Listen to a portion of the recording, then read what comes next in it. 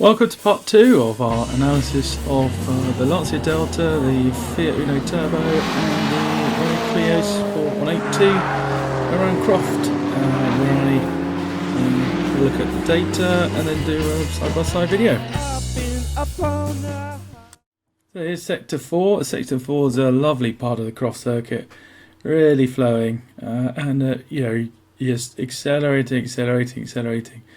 It's absolutely lovely, and the car's dancing. There's lots of runoff, so you're not worried about smacking into trees or hitting barriers too hard. This is another. You're certainly in the Fiat and the Clio. You're flat the whole way through here. You can see in the Lancia there's a bit of a lift through this little chicane here, and another lift through the last corner. As to not go too wide in preparation for sunny in, sunny out, but it's absolutely lovely.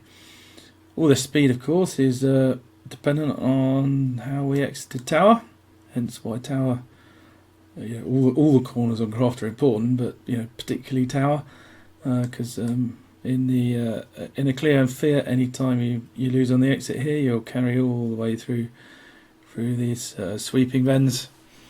There's not much in it, to be honest. From the Clio and the Fiat, it's very much power dependent. This section here, it's effectively a straight piece of road for those cars. For the Lancia, it's about confidence and being able to turn the car in at these 2 points. I think what is worth mentioning is getting the car nice and straight here for a big break into this corner called Sunny In is important. So if you are going to compromise at all, you'd compromise a little bit on the entry here, just to make sure you get a nice smooth break into Sunny In. The time that the Lancia makes up on the other two is pure power, nothing more than that. We can see the Fiat's doing better than the Clio the whole way down this section. It's got nothing to do with the power here, it's just got a better exit. You can see at the beginning the comparisons of speed, 87 in the Fiat, 85 on the Clio, and if you look at the end, before the braking zone, before that second piece, it's Clio's caught up by half a mile an hour, but that gap, which was neck and neck at the beginning, with delta is 0.1, and then we get to here, and it's now 6.1 and 7.8. That tenth and a half, or nearly 2/10, it's just because the Fiat got better exit here. So I hope you can see why everybody obsesses about exits and making sure they're right, because if you don't, that's the difference, and you never get it back. So here we are, the Clio building up speed, lovely flowing corners here. They're pretty easy flat. I may still turn in too aggressively, like there. Get some understeer, but it didn't matter because you're not very on the limit there. Exactly the same with the Fiat. I wish camera position now, but it's nice and smooth and flowing and building speed. It's great. I'd slightly cheat on the entry there, but and then the Lancia, you can see here just now a little lift just to help get some weight over the nose and help the turn in. Same now, just to help the nose come in and get ready for Sunny In. So here we are, the Sector 5. So this is basically two corners that you treat as one corner. We've got Sunny In and Sunny Out, and effectively, and if you get it right, it's just one very wide sweeping hairpin, just very wide, one continuous corner that should be smooth and flowing and just lovely feeling. I think if you look here initially, we can see the Fiat is by far the quickest through here. That's not surprising because of the superior tyres it's got underneath it, where there's a lot of continual lateral load across the whole corner, as evidenced by this this chart down here. I think we're pulling 1.2 lateral G here in the Fiat, whereas the Lancia's 0.9, similar to the Clio, and that's why it performs better. That's why there's a lot of camber on the Fiat to help carry the speed through these apexes. The Lancia actually takes a tighter line through here, through the whole corner, but it isn't quicker. The Fiat's 3/10 quicker through here, sunny in, sunny out. So this corner, let's talk about the entry into sunny in. This is tricky because you're going at pretty high speed here. You're not quite got the car straightened out before you have to start braking, which means you're controlling the rear on turn in. Clio, slightly worse positioning, as you're giving away time here if you're not butt up against the side of the track, and the turn is not as good. If we look at where that is, and let's have a look, start looking at some speed.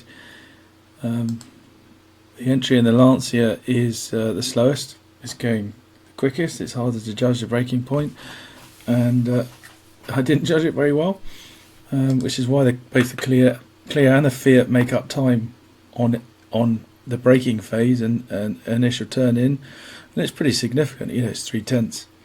There's a lot of lap time there to find in the Lancia at the time. Yeah, and the Fiat just continues to destroy the rest of them, just by having that tyre and weight advantage. Here you can see the Clio. This is lateral acceleration, so we've got a straightening up of the steering wheel here, which is strange because we don't get anywhere near the apex on sunny out at the exit. And you can see as we carry on going around the corner that, we'll see from the video, I think the Clio goes off the circuit here and we're actually in the mud, which isn't good. And I bet the video will show poor turn-in and poor steering control through here, which is causing the Clio to go wide, and you can see the difference in delta. We've got the Fiat's 2.7 up and the Clio's 0.66 down, so Clio's lost a second to the Fiat just in that section there, and then the short straight before the final sector. Yeah, that I think that's a stark example of the difference that slicks give you, and not being able to judge the braking when you're going faster. The slower you're going, the easier it is. I mean, obviously the Lancia picks up the time, but you can see it's only a short straight, and it's not making up that much time compared to these two cars that it lost on corner entry.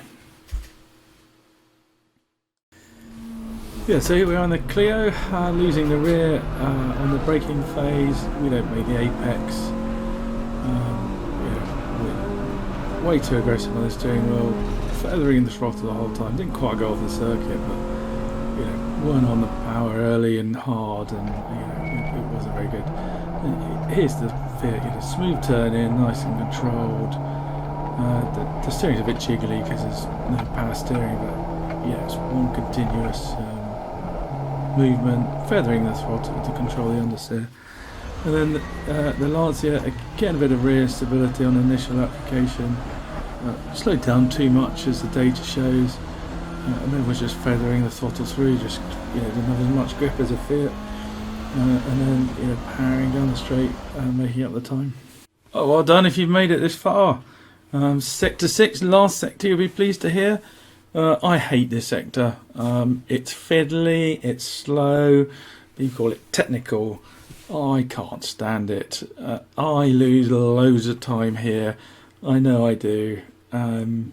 It's a hurry up and wait series of corners, and I'm not very good at that. I like going big, carrying speed, and that's what I love. I'm rubbish at this, to be frank. So everything I say here, please, understand. This isn't a masterclass in how to take this final sector at Croft. So, coming in through this first left-hander, it's pretty much of a muchness from the three cars. There's not much to this corner. It's trail braking in, and then get yourself ready for these two right-handers. These two right-handers you treat as one. There's sort of two schools of thought here, and how you take these two. The first is go slow, go tight, and get the car ready for this hairpin, one to start finish. Or the second is carry the speed through the corner, go wide here, and then bring the car back in. Once you control the understeer through. You can see the Clio followed very much the second school of thought, and then the Lancia would take a nice tight line through here. We can see the tight line is the quickest. That definitely works. This isn't up to this point here. The Lancia's what's it up? Not very much. 2/10, 4/10. The Fiat hasn't has a small tyre advantage through here, but because you're not putting constant load through the car, it can't really make the best use of that. And you can see it's much of a muchness until you get into the turning point, an apex to the last corner of the lap, and this this is really torturous to drive. You're just waiting, turning, waiting, and trying not to scrub speed, trying to clip that apex here and get the car as straight as you possibly can. In the Fiat, all weekend, you can see I take a slightly wide line in and go tighter in, so I can really minimise the steering angle on the exit to get a good drive out the corner. And you'll see from the video, even with that better line, there's wheel spin. It's not a good exit really. And the Clio, being naturally aspirated, it's easier to control the throttle, and I think it ran slightly less camber than the Fiat. So you got naturally better traction, and it was better from that point of view. And the data doesn't really bear that out, but certainly from a driving perspective, the Clio, from memory, the Clio was a much better exit, even though the Fiat had a better line. And then the Lancia is easy because it's four-wheel drive. As long as you trail brake into the corner initially, here, which you can see we're braking and turning at that point and just trailing off lovely. The Fiat got a slightly better trail braking into the corner from the Fiat.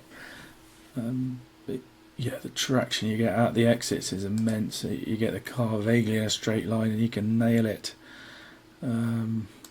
Hence, I think we're on the power even at this point in the Lancia, only very gently, and then we start laying on the power. At the apex, and there you can see the speed of the Lancia. It's got more power. It will overtake the other two down the start-finish straight and start gaining time. So that's what's the difference in Delta here? So we've got the Lancia makes a second up on the Clio, and the Fiat, but that's all power.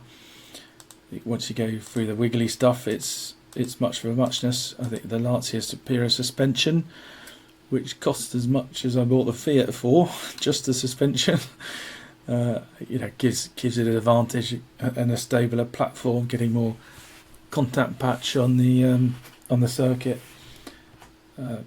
So money talks, and you spend money, you go a little bit quicker. And as you can see, if you get a little bit quicker everywhere, you go a lot quicker over a whole lap. So yeah, let's have a look at the videos. So here we are on the Clio. Take a nice early entry there, take good speed in, get the car nice and straight, and then just whack on a load of lock, whack on a load of power, understeer wide. Could be better. This didn't quite get to the apex, but this exit lovely smooth, no wheel spin, even with quite a lot of lock on. So yeah, other than the common theme, the aggressive turn in, not bad. With the Fiat, that probably could have carried a bit of speed in here. We go for the nice tight approach. I think again it's helped because it's slightly off boost here, and we get the car trail braked better here, and then just dreadful traction out. Never got good exit out of that corner, even with that improved line.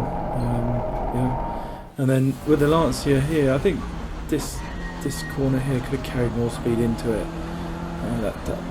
That's not very quick. Car's bouncing around a bit here, but the suspension deals with it okay. We sort of take a middle line between the two there. Get the car slowed down, hook up the apex really well, and then just drive out the corner. It's amazing, and power to the finish line. Well, thanks very much for watching this far. What I'll do now is just put the 3 laps at the end, uninterrupted, so you can get a good comparison of it. Hope it's been useful, and if you want more, let me know in the comments, like, subscribe, and catch you soon. Oh, one final thing, I'll also put the link in the description, the links to the full videos for the whole race weekend. Cheers!